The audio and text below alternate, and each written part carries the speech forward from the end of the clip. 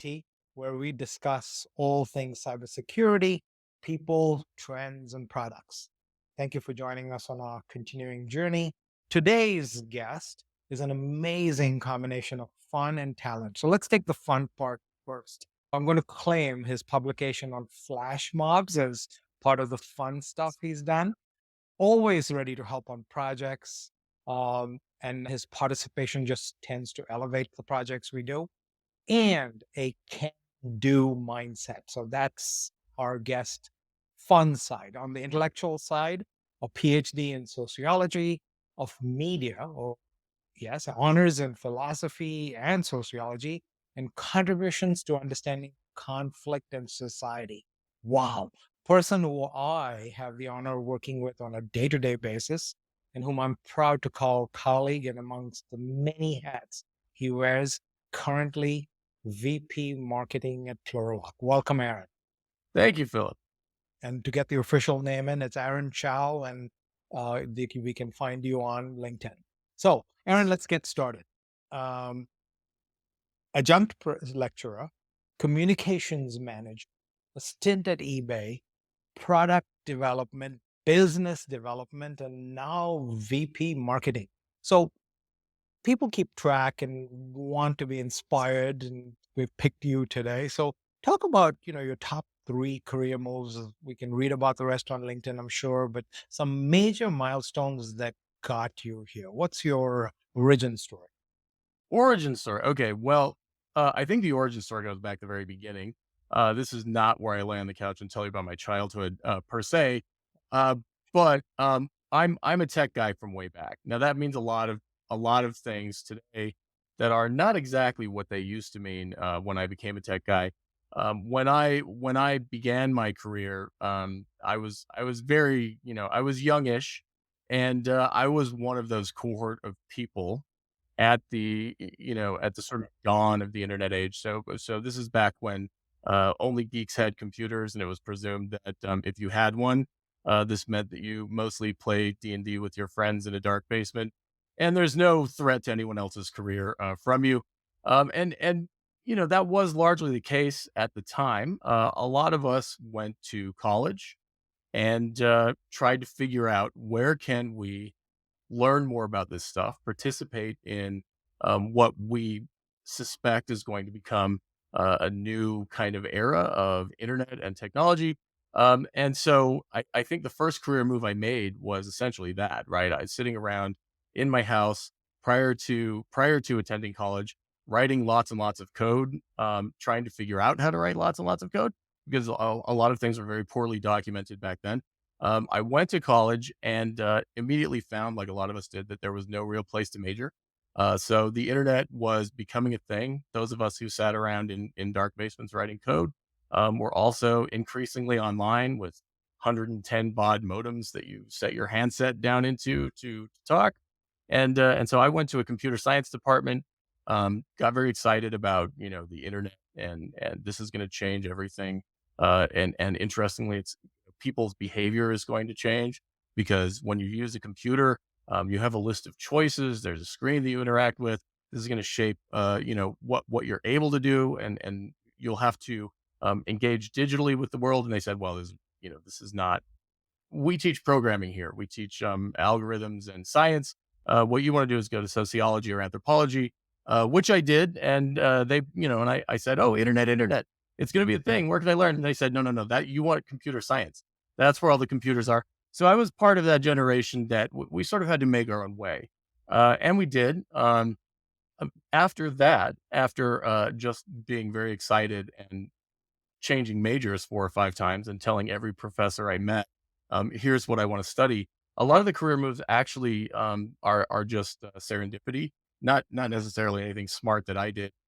So at some point, somebody at Macmillan found my name on some code that I contributed or something. And at the time, this is also the time when people still thought it was a good idea to make printed books about technology topics, which now seems ridiculous. But at the time, that's what they were doing, and essentially they were hurting for technology authors. They said, "Well, we see a huge market here to make and sell books about these topics that people in industry are scrambling to keep up with. The internet is happening, computers are happening. All of a sudden, it's a digital office. They these guys need help. They need books. And so I was actually just contacted cold by Macmillan, and they said, "Hey, you're a college student who seems to do stuff with technology, and we found some code with your name out there. Can you write books about whatever this is?" I said, "Possibly. I've never written a book before, but I can give it a shot." And they then said, "Great. What technology books do we need?" And that's where I sort of that was my first decision, I think, as a marketing guy or a business guy, to sort of sit down and say, I, "Here's what I think people might need." And that led to an early career writing while I was in college. Writing on technology topics, and then after that, I think I was fortuitous to be a part of that generation, because once you have your name on technology books, especially 20 or 25 years ago, after that, everybody who needs a technology guy, if if your name is on the book, they will ring you up and say, "Hey, I know you wrote this book. Do you want to come work for me?" And so, I ended up. I've been inside eBay twice. I ended up working for some SaaS companies in consumer B2B and or B2C and e-commerce. And all of them really happened the same way. So in a sense, I think if there's sort of inspiring nuggets of career advice in there, it is, there are a couple of things. One is that if nobody seems to know what you're talking about, but you're spending hours doing it, you probably are ahead of the curve and you should stick to Uh-huh. it. And I think the other piece is that, if you do something that you are interested in and you continue to do it well for a long time and in a public way, right? Don't be shy. People will come to you. So have fun publicly. Well said, Aaron. What's coming out at me, and we are going to go through the let's date ourselves section of this podcast, right? You're talking about, the dawn of the internet and 110 baud modems. For me, 1990, fresh from Bombay to Malibu. And I'm at this monochrome monitor trying to connect. And I don't know, the colleges back in the day were connected on some obscure network, saying hello to my sister in Texas, right? With this little blinking prompt. This is just at about the start when actually I don't even think college students could afford a cell phone in those days, but saying hello to my sister was something, really cool. It was Uh, very cool, right? as I'm talking to you, it seems to be that, we're back to that prompt, that little square prompt. And we'll talk about AI as we go forward, right? But amazing how life works out. Uh, Aurora, um, the company that we're both connected to, I still remember 1990 trying to use one of those 110 baud modems that you talked about to bleed and exchange mail queue with Earthlink. Okay, so we're probably one of the first to do it in our space because equity fund managers, etc., wanted their emails instantly, and Earthlink was a purveyor of all things email. So I thank you remember Earthlink. for yeah, exactly. I was Philip at earthlink.net. So take that. Those are bragging rights. Um, so great story, and of course, your dawn was an amazing dawn because we had already had a few of these things going on. But great story in terms of this rapid transition from those earlier days, you know, sociology, the start of publications. I like the fact that you sum it up best in saying, look, you know what, have fun and do it publicly. So wise words. Let's talk about, from where you are today and talk about business development and product development. Uh, we're in a world where we hear about or we know about the fact that we can work from anywhere. Um, there is governance and regulation coming our way in terms of zero trust and NIST policies, and now CISA's coming in with this AI risk management framework. So things are moving pretty quickly. What are some of the cybersecurity slash AI trends that are top of mind for you? Well, I think AI is the obvious one, right? So let's start there. AI is it's a lot like computers were, in the 80s, right? A lot of people dismiss it. The rest, which is an increasing proportion, I expect that to continue over time. The rest are busy using it because it's frankly too hard not to, right? It's so additive in terms of productivity. It makes previously implausible tasks plausible for one person or one company. There's a way in which you're almost a fool not to use it once you see its potential. At the same time, as was the case with networks uh, early on, there are any number of risks that are not easy to spot unless you're somebody who's really involved in the development. And so there's a lot of talk right now about is AI, are we going to get a sort of general artificial intelligence that takes over the world, makes the killer robots, and takes out humanity. I think that's something of an academic question compared to the very real questions that we ought to be considering more, which is um, these things are trained on a very large corpus of data. It's implausible for any human or committee of humans to actually have reviewed all of that data to see are we training on things that we ought to be training on. These are instead data that are collected in bulk from around the internet. So anytime you get to bulk data collection being used and perhaps recycled by other systems, that really brings to the forefront concerns about what if it's our data or my data, and in particular with so much of corporate life now uh, being really intertwined with things that happen in public, right? So LinkedIn, job listings, data being exchanged between a company and its contractors or out of house employees. There is risk that this data makes its way into AI systems. There is also considerable risk that folks inside companies who are working with AI systems get answers out of AI systems that actually aren't that great. I think both of these are significant problems that are much more pressing. Will we have general artificial intelligence that starts the apocalypse? I think the bigger question is, can a wrong move in AI start the apocalypse for any one individual company? If you're a part of that company, that's obviously what you would not like to have happen. So, I think there are a number of ways to attack this. I think first and foremost, AI literacy, as was the case with computer literacy decades ago, is going to become an important thing. I think it's already an important thing, and for companies to establish some kind of controls, some kind of training for employees to point out, A, we don't want our data in the AI. B, you might not want to trade based on what the AI tells you, or any number of other similar things.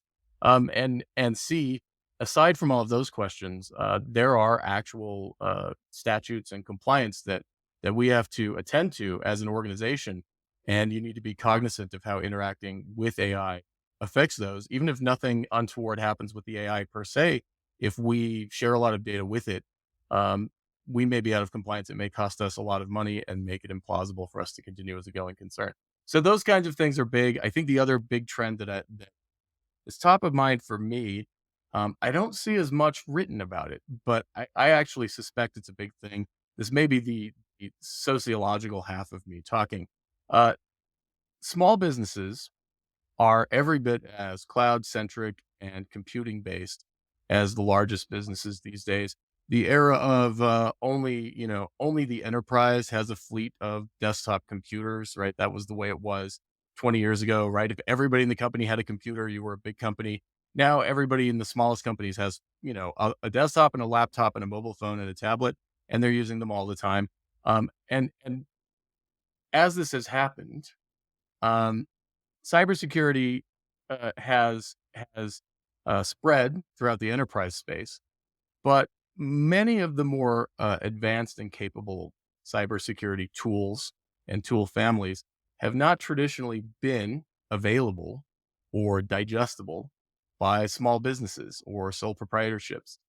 This has often left small businesses at a disadvantage. Right? There's a lot of discussion about how vulnerable small businesses are, and the sort of converse of that is they've had trouble acquiring things like DLP solutions, even SSO, what single sign on. was comparatively uncommon in small businesses until very recently. And some of this is a function of it has taken a lot of money traditionally, especially the front end, right? The investment in R&D to develop a new cybersecurity platform has made it more compatible with sort of enterprise level sales. But also, it's complicated, it's technical, right?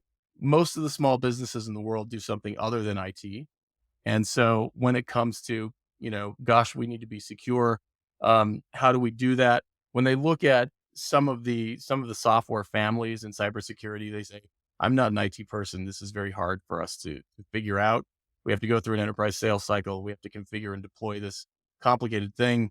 I don't have an IT guy, and my brother-in-law, he knows how to configure our Windows boxes, but he probably doesn't know how to deploy endpoint agents and set up, Microsoft E5 across the board or whatever. I think that's going to change, right? I actually think we are about to enter the era of SMB cybersecurity, where a lot of the more advanced cybersecurity tools and practices that have long been present in the enterprise are going to start to be available and present to smaller businesses.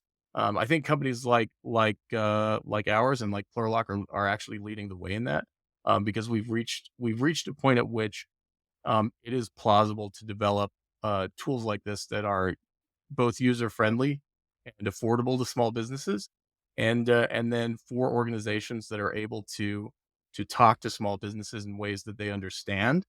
It's going to enable small businesses to finally achieve some of that security and close some of that security gap that has existed between small businesses and enterprise customers for many years. Thank you for that. So, you started with AI and where it's heading. You talked about human committees, and um, yes, we've deferred the conversation of, is AI going to be big, bad, ugly, and take over the world for another day? However, your point is well made that, hey, you know what? AI is, for example, if I use the Google DeepMind project, right, where they're looking at human genome and looking for defects on uh, potential cancer causing or benign human genome, human cells.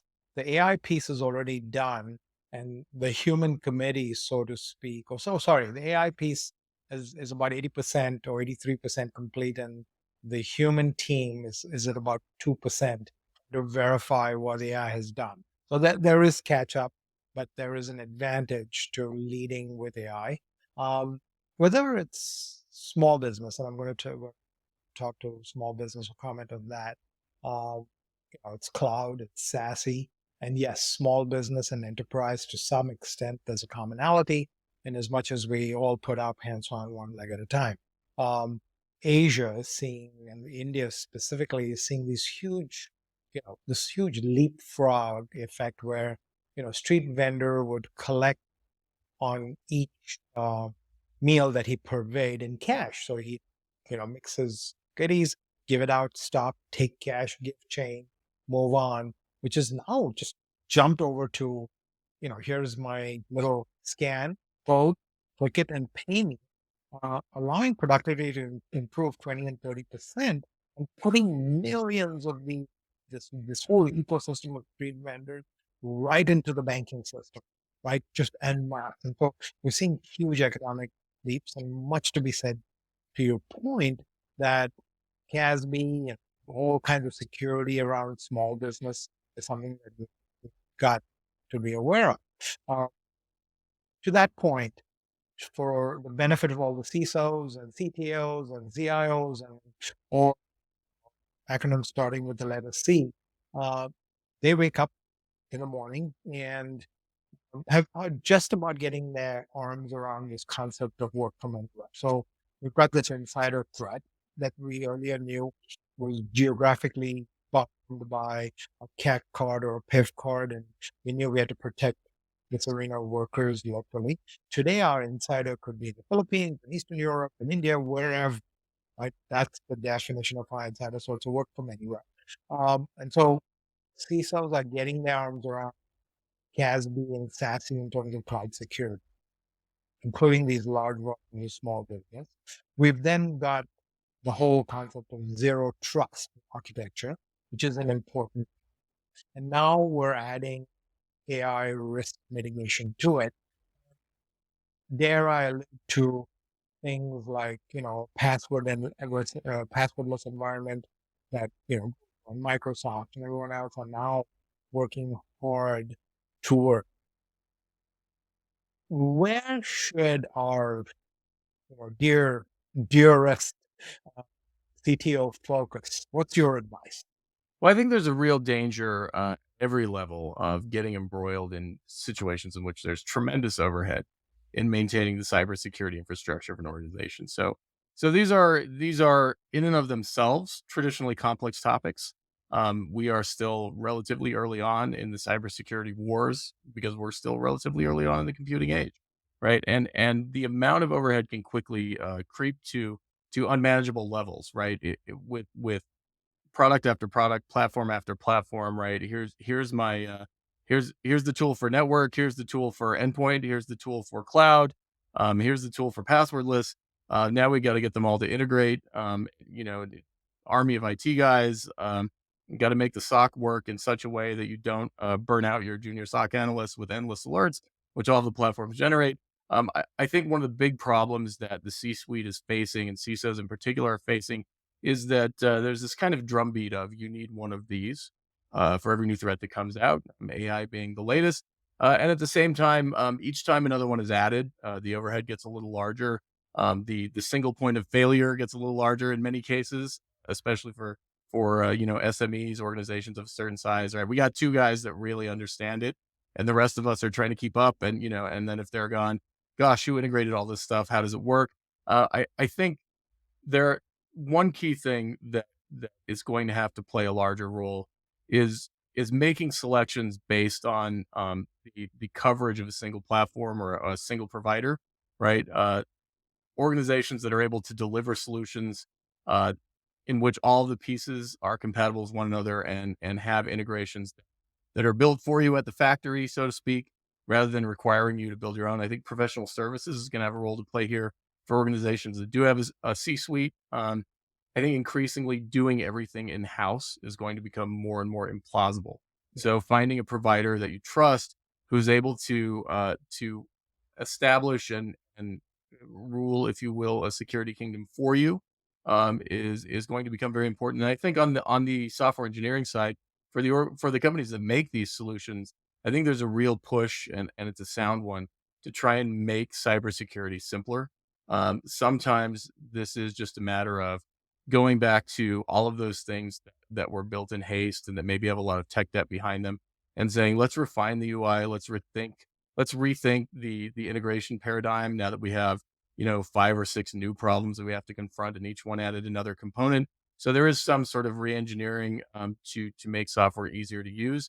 And I think, at the same time, there's just at the other end of things, the operating system and device manufacturers are also working to make security um, more compatible with their platforms, right? So if you go back to the mid aughts, right? The story on Windows was we can tell they designed this thing from the ground up without security in mind. We've seen Windows make a lot of strides in that area, and as you said, everything old is new again, right? If you go all the way back to the 70s and Unix and Bell Labs, early on in the computing era, before we thought computers could be cheap enough to be in everyone's home, everyone had to share a computer, right? That was the mainframe mini computer era, and those early systems were built from the start with the understanding that many people will touch this. We have to make sure that they don't accidentally share each other's data, and then if there's a bad apple somewhere in the bushel at this workplace, they can't go and get everyone else's data. We're seeing some that re-architecting happen. It's happening, for the modern era. I actually think, contrary to the expectations of a lot of people, I think Chrome OS will continue to exist in some form, whether whatever the future with a particular brand. That basic model of a computing device, and we see this in tablets and phones as well. There's a lot of bemoaning of the walled garden, right? The apps can only come from certain places.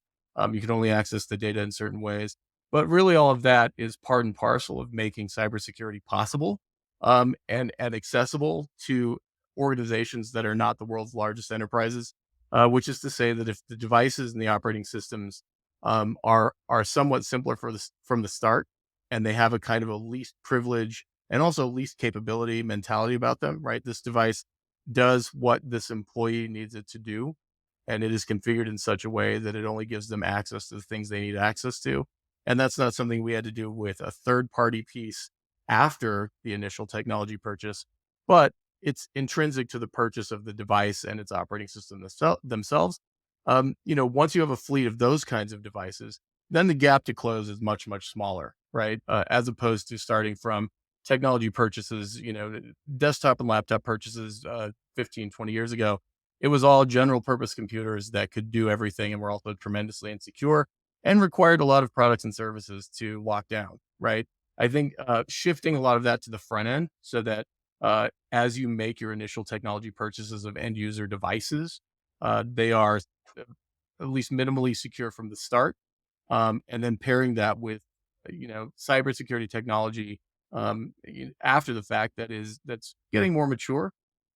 Finally, after years of iterative development, it makes cybersecurity more manageable for everyone. And this is also why we start to see SMBs be able to tackle it, right? Because now you don't have to figure out a way to secure a whole bunch of Windows 95 stations with very complicated software offerings, but instead, there can be some parity, right? The small businesses can also go out and say, we're going to buy secure devices from the start, and then we can find an MDM platform and an integrated, SSO CASB DLP platform that connects to it, and it's actually going to be something that we can manage.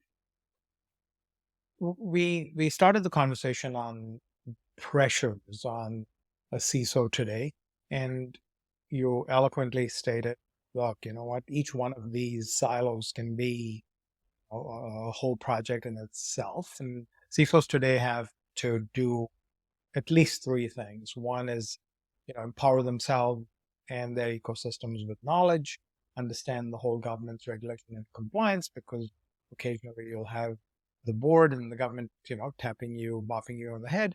And then, of course, implementing the technology to get the desired result. This is three pronged at a minimum. And you preliminarily or maybe inadvertently also said, pitch for the middle guy, right? The MSSP, the managed security service provider is here to stay. He, she, they are the guys that will test the technologies, make sure it works together, and then get it out to the small businesses, size businesses uh, as a suggested offering. So this ecosystem works. This is something you work with on a day-to-day basis, designing channel programs. We do this on a daily basis. So well stated, and I'm probably going to rewind that section to get the value proposition on a long drive when I'm listening to I'm proofing this podcast. Aaron. So going forward, a few quick questions, not necessarily rapid fire, sentence, two, maybe three on these. I want to get deep into your mind on this and see what your knee jerk. Ah, Uh, that could be a dangerous thing, right? I want your knee jerk reaction on this, and you get to say pass if you don't like the question. So, AI, help or hindrance? both. Interesting. Um, Give me a little more on the next one. Threat actor psychology. You've got the background to be subject matter expert. Threat actors, well, I think there are actually two kinds of threat actors. There are people who do it for money and people who do it for prestige. Um, in the circles that they travel in, I think they often travel together, though not always. And so I think, when it comes to dealing with threat actors, you really have to be aware of both, right? There is a way in which sometimes people are after the cash. There's also a way in which sometimes they're after you just to get you, right? So the concept of, well, we're not a big enough target, we don't matter.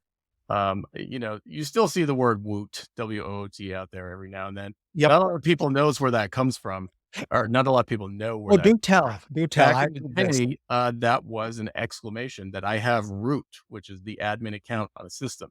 And guys would compete. It was, it was like gaming. It's like, hey, I got root on 20. Hey, I got root on 30. right? And they were looking to pad numbers, to compromise systems just to compromise them. And, at the same time, we're in an era now where the world is interconnected enough that even if this isn't a high value system per se, uh, one system leads to another, right? Lateral movement is no longer within the organization, it's global. You can laterally move from system to system, platform to platform across all of SaaS and all of the network. So I think the old idea that we really only have to take care of and secure and pay attention to systems with high value in monetary terms really no longer holds, right? Everything's got to be secure, or somebody's going to get you, and somebody, maybe the same person, maybe somebody else, is going to use it to laterally move to some place where there is high value. Thank you for the root reference. You just made my day. So bring sociology, psychology, and maybe philosophy to bear. Somewhere in here, in the threat actor psychology, is a high, right? It's like, hey, this is fun. This is addictive. I got another one, right? It's Right. it's like going fishing, right? Right. And we have that literal term. It's probably no accident. We do. Aaron, if you had a billboard, anything in your mind, meaningful thought, quote, or saying.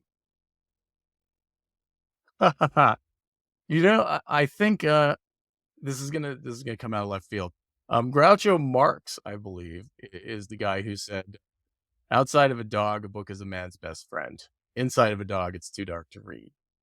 Now that seems like um, a joke, and it's funny, and it's great. Yeah. I actually think that has a lot of relevance to a lot of what we're doing here in cybersecurity, and other areas across industry. In that it points to the importance of context, right? Understanding where you are and what the challenges that you actually face are, right? It points this out in kind of a hilarious, absurdist way. But the fact is, if you're inside a dog, trying to read is the wrong idea, despite the fact that reading is a very important pursuit, right? If you're inside a dog, you should probably be working on how to get outside of the dog, right? And I think that has a lot of applicability in cybersecurity as well. This sort of it's a little arrow pointing toward the idea that it's not enough to keep up with yesterday's problems or to work from the list that you always work from, the same list that you were working from 5 years ago. It's relevant to the question of AI, right? We are in a different location than we were just a couple of years ago, and if we fail to take account of where we are now and just operate like we did where we were 2 years ago, then we're gonna be failing at our task of escaping the dog. I'm going to add another. So I promised our listeners fun and intellectual, and boy, are you delivering, Aaron. Well, so here's another spin, right? The whole Hindu philosophy of karma. One of the lowest life forms, ants, snakes, and dogs, and then you evolve. So add that to something only Groucho Marx could put so well eloquently. I'm going to combine these two. Quick answer, or you get to say pass. Life, career lessons, setback. If you had something to do again, what would you change? If I had something to do again, I don't know how this would work out. So be warned. Do not I necessarily take we this as we we have the edit but button ready. if I had something to do again, I think it would be much more forceful as an early career person in evangelizing about what I thought the world was going to look like. And some people, did do this, and I applaud them for it. I think a lot of people tend to be much more retiring, right, and reticent. If 10 people senior to you say, "Well, that's kind of silly. It's never been that way. It's never going to be that way," you have a tendency to say, "Okay, maybe I don't know everything. I'm young." Actually, and this may continue to be true because time seems to be accelerating, not decelerating, in the electronic era. But it was actually the case that young people knew things that people who had been in career life for a long time just couldn't have known, True. right? At the True. dawn of the computer era. Yeah. We're now at the dawn of the AI age. I think, and we have social media that is, it's more mature than it used to be, but we're still really at the dawn of that age as well. I think I would encourage young people to not doubt what they clearly know. You are likely not an idiot if you don't think that you're an idiot. And it may well be that other people who are very sure of the way the world looks and the way the world works, um, are sure about an era that has actually passed or is in the process of passing, and the world needs your expertise, right? This is why I came to as a young person.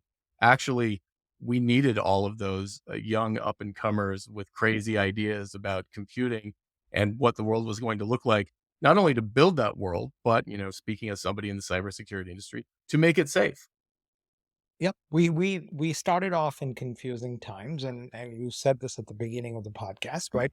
Have fun, do it publicly, do it forcefully. Well summarized. Couple more quick ones here. Passion projects. Passion projects. This is going to sound crazy. People make fun of me about Well, this. tell me where you've Uh, delivered so far. Keep So coming. So one of the things I most enjoy doing, is actually tearing into mechanical wristwatches. I Wow. can't claim to be good at this yet, but for those of you who have caught the bug, you probably know what it feels like already. This is a series of little devices sprinkled through history that are of endless complexity and diversity, and so many of them are in need of rescue. Uh, as we pass from the age of the mechanical into the age of the digital, those hold a kind of a fascination for me. I think those people were at least as clever, if not infinitely more clever, right? Shout out to Charles Babbage. It's one thing to make complicated devices with electricity, which is actually fairly forgiving, right? You got a couple of wires, you can pass juice through them, no problem. A wire is Right. a wire. Uh, the level of detail and precision required to make mechanical things work, especially at tiny scales, is just unimaginable. It's kind of a passion project to learn how to fix them. I'm to the point where I can service some mechanical movements, Wow. and I have a Impressive. kill rate of only maybe 50%, where I have to take it off to the watch guy. I got a good watch guy at the other side of town that he'll take a look down and then look at me and then say, uh, and I'll say, "Yeah, yeah, can you the real guy, can you do it? Can you fix it?" But I think that's one of my things. I imagine there are probably a few other people in technology as well who I think this is where steampunk comes from, right? There's this fascination with the skill that seems very foreign to us, that was in evidence in an earlier age that seems unimaginable. I think in the same way that it would seem unimaginable that to them to look at a touchscreen and a cybersecurity platform, we look at their inventions and say, "Good God, how did they do this?" I am intrigued and not surprised that if anyone's going to deliver on a perpetual motion or perpetual machine, I think it's going to be you, Aaron. So, one last quick one: historical figures or lessons from grandma. Lessons from grandma. I think this one's actually, I think tough. I think probably this is going to sound like a cop out coming from a tech guy. I think my favorite historical figure, that may also be a lesson from grandma, is Linus Torvalds, or forgive me, Linus Torvalds. Yes, yes. Um, the guy who famously, he's the father of Linux. For those who don't know, and for those who don't know, Linux today is is like 9/10 of the technology world, right? Android is based on Linux. Linux and POSIX, which is a standard, have been co-responsible for each other's sort of development over the course of long decades now. And POSIX is sort of the standard format, or the standard that to which many systems aspire to comply on a technological basis. So Mac OS has a command line environment that aims to be POSIX compliant. Lots of the machines on the internet are Linux based. Linux is everywhere now, right? It really runs the world. It started as a college student who said, "I cannot afford the many thousands of dollars that the Unix vendors want to charge me for a Unix operating system license. I'm just a poor student. I feel like I could probably make one of these. It won't be quite as good, but I'll make it and I'll share it." It started off as again, a hungry student project, and today, it underlies much of the technological world that we take for granted. And I think this is again evidence of how important even a poor hungry student somewhere in Finland can be. Right, everyone who has skills in the things that are happening now, those skills are needed, and it's also evidence of the butterfly effect. Right, just because it starts small, just because you are said hungry student, does not mean that someday you won't actually rule the world. So, True. get your hopes up and work at it. And those interested should look up. I think there are references to some Red Hat projects on your LinkedIn profile as well that seemed interesting. So when I said historical figures, I knew you'd come back with something technology wise. I was wondering how far back you would go, and thankfully it wasn't good old Bluetooth and the Vikings. Aaron, this has been a lot of fun. Um, let's close with human influences on you, family, your mantra, core values. Well, okay, so half of my family is Chinese and the other half of my family is German. And, you read both of those influences in me. I, as I think I take from the German side of the family, um, the sort of precision follow-up, when you work well, don't do something that's lousy. Don't do something don't cut corners, right? And I think I take from the Chinese side of the family, um, but always be working, right? Don't pause, don't slow down. It's a waste of time. And also, pursue the thing that's gonna grow, right? Don't let yourself be distracted by yesterday's thing. Look for tomorrow's thing, right? Look for tomorrow's thing, stay busy, work at it, never stop. And as I think this is wisdom that a lot of people got, but I was taken on walks by many relatives on the Chinese side of the family who said, "You can relax later when you retire. Don't have any fun now. Work very hard. You want to relax when Oh, you're old." Aaron, I have worked with you together for about 3 years now, and the fog and the enigma that is Aron Hsiao is slowly clearing here. I mean, talk about an East meets West and the deep takeaways from this and your watchmaking endeavors, right? So there's the Western, philosophy of precision, or German philosophy of precision, and I'll give you the Eastern philosophy of time and living in the moment. So let's end on that high note. Well done again. Thank you so much, Aaron. This was deep and insightful and fun at the same time.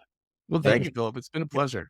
So, ladies and gentlemen, thanks for joining us on this episode of Secure IT as I continue the cybersecurity discussions with customers, vendors, end users, and employees, helping us learn from their insights, knowledge, and experiences. Make sure to follow this podcast wherever podcasts all over the place. I'm sure you'll find us. Please do DM me with questions, kudos, comments, criticisms. Thank you, everyone, and see you next month.